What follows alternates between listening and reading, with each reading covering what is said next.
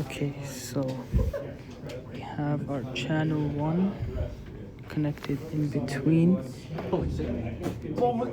inductor capacitor.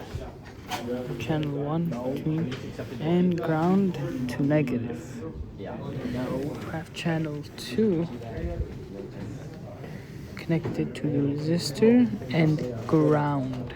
So this is channel 1, ground, then power, and yeah, this is on resistor, this is here, and then this is how this is going.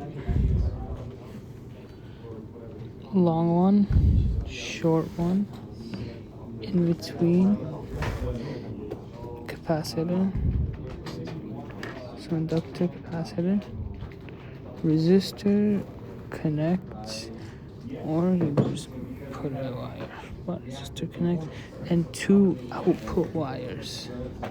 One goes in the between and one's to the negative.